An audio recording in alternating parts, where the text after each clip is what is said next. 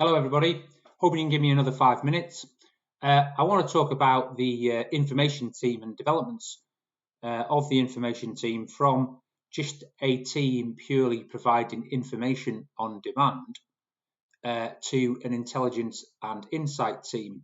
And some of the debates we've been having, Catherine, Paul and I, and some others about some of this and how we position ourselves in the organisation in that regard. So first of all, an information team, as you might expect, is someone who just provides information on demand without much intelligence.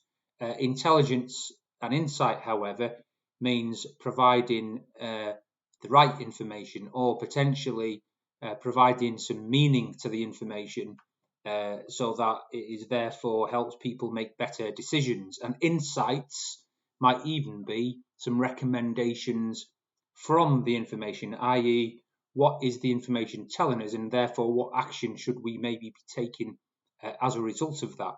The debate has been, well, whose job is it to do what?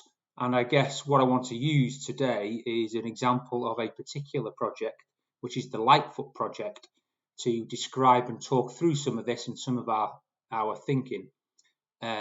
So Lightfoot is a third-party company who were contracted before I started sometime in the last financial year, and they are a company who provide a system called Signals from Noise, and they provide a level of consultancy and partnership support. We've got a contract with them until March 2024, and the idea is that we have connected our data sources to their product. So they have sucked up, let's say, or they've got a connection to our various data sources.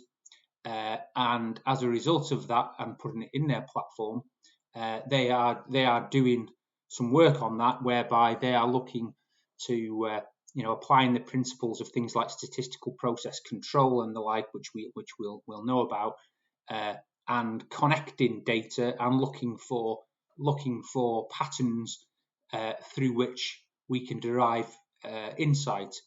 And the three main patterns that they've come up with are the biggest business cases. So Catherine, Paul, myself, and a couple of others have been looking at this.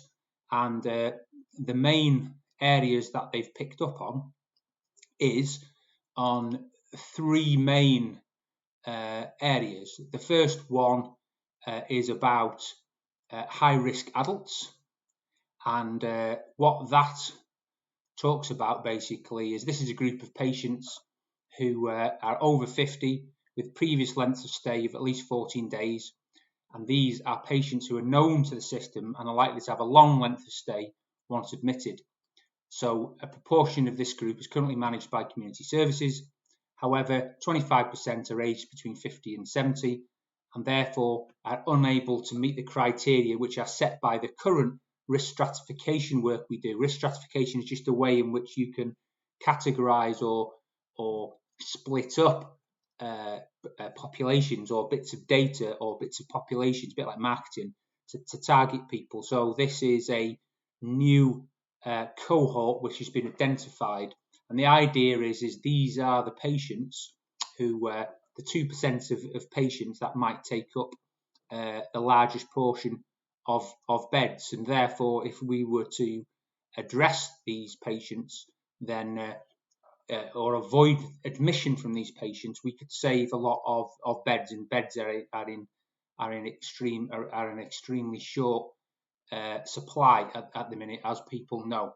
There is a paper on this, and hopefully that appears on your screen now, and I'm just scrolling up and down that. I'll put that paper, which is a paper which went to the exec management team this month, and as you can see there, the green there highlights these high-risk adults, and in BCU 2% of the GP population are at high risk of long length of stay, the green oval being identified as such. They're not in the usual groupings, as you can see there. And this insight basically says if we can address this cohort of people, then ultimately the benefits from that are significant. So in essence, this is some graphs here which show the number of admissions and the length of stay and all of that type of thing. So please, I'll put the graphs on that. I'll put the paper on the shared area and provide a link to it afterwards. But in essence, if we could do some work, we know the NHS numbers, we can re-identify through the NHS numbers these patients. But in essence, if we could identify those patients, we could not only save a lot of money, save a lot of bed days. Similarly, there is another proposition which is about winter planning, and you'll see in the paper how it talks about it is that the prediction is then using time series analysis, we can learn from the past to inform the future. And it talks about the lead up to Christmas and how we look to empty the hospital over Christmas and basically have almost an extended weekend. We have 2 weeks where there's minimal staff cover, leading to a reduced number of discharges and referrals. And then after that, it takes months and months to fix that problem. Basically, you can see from the graphs, obviously that's the COVID bit on the end there, but you can see from the graphs from previous years, there's going to be a big respiratory respiratory issue this particular year predicted. But if we carry on doing what we've always done, where we empty the hospitals before Christmas and have a 2-week downtime, the time it takes to recover that is massive. It is said, although there might be some doubt on this, that Cardiff made some changes where ultimately, from an operational point of view, they stacked those 2 weeks and almost carried on as normal. This is the dream of the 7-day NHS. Don't know if it's the same thing in Wales as it is in England, but ultimately, if you run a 7-day NHS and not have the break of the weekend, clearly you require the staffing to do that. Then ultimately, if you're able to do that, then basically you can avoid admission. There's a significant amount of discharges can happen, and you can have the appropriate admission avoidance in terms of front door teens and hot clinics and the like, and you could save a significant number of beds and relieve the pressure on the system. Cardiff have proven to do that, so potentially that's something that we could do. I mean, our analysis would point to the fact that if this model continues as it has done, as it's predicted, there's a high level of certainty there'll be a shortage of circa 150 beds as part of the winter pressure. Therefore, we'll have 150 patients with no beds for them to go. So what actions are we undertaking to address this now, or highlight that to Welsh Government? Appreciating Welsh Government have got an initiative called 1,000 beds or something like that, which I don't fully understand, but hopefully freeing up 1,000 beds, and how do you do that? But there is an option there. If we keep on working over the Christmas period, then the impact will be extremely positive versus the negative impact of having that drop. And then a third case is that basically is about particular patients who are over 80 in ED have got, on average, a longer length of stay in ED compared to other people. So on average, they are 12 hours in ED compared to other ages. I mean, maybe that's bleeding obvious, but is there a way potentially you could look to fast track them to quicker diagnostics or something like that? So, ultimately what I'm saying is that there is, the paper shows the graph, it shows the information, but what we're doing there, of course, is providing insight. So we're providing insight in terms of targets of patients. If we dealt with those targets of patients, so if we dealt with the 2% of patients that take the most space or most amount of beds, or we dealt with the 80-year-olds or the 85-plus-year-olds in ED in a more efficient way, or similarly we dealt with that period of time over Christmas and New Year by staffing up operationally and running it as normal shifts, appreciating people need a break and everything, then the positive impacts could be significant.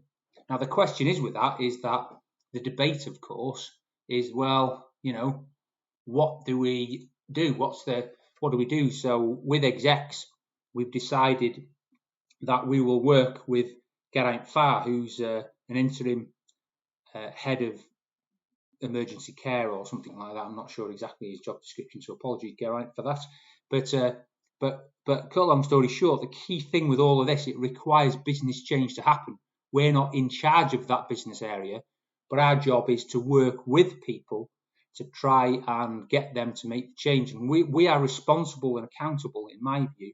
If we've got some insight, we need to make that known, even if it's a hard thing for people to hear. Some of our design principles that we've talked about, working with people, not 2 or 4 people, really come to the fore here. So I think the Lightfoot example is a really good example, and I would like people to have a quick look at that Lightfoot paper. It's an interesting piece, and that is about intelligence and insight. Now, whether or not people want to listen to that insight is another thing. But part of our job has to be about working with the operational teams to help them to see that and to work through some of those the changes that might be necessary to do something with that insight. There's no point having insight if you're doing nothing with it. This reminds me of some of the challenges we're having with both unscheduled care and planned care. And hats off to in planned care, it sounds like as an organisation, we've really struggled with our planned care trajectories and work and promises to Welsh Government and that for many years. And it clearly there's something that needs to change there. Now, I appreciate when you think about planned care, it is much broader and wider than just the information team or the intelligence team. It's to do with the operational teams on the ground. It's to do with the specialties. It's to do with the planned care team, various stakeholders. It's to do with the political side of things, those making commitments and all that. But just want to, hats off to the work of Karen Donnelly, Paul Griffiths and Catherine in often difficult circumstances, really trying to work with Nikki Fowkes, Andrew Kent and the planned care team and people on the ground to try and work through some of the difficulties we've got when there's lots of pressure on people, having made some promises to Welsh Government and the delivery unit that potentially we can't keep as an organisation. So it's tough. I know it's tough, but some real examples of working with people there, even though people are pressured. And I think just hats off really that we're able to not let some of that mean anything to us and still keep on contributing in the way that we are. And that for me is how, instead of being just purely an information team that just gives information and that's it, we also provide a level of intelligence and insight, which hopefully means we make better decisions as an organisation going forward. So the Lightfoot paper, I'll put that in the shared area.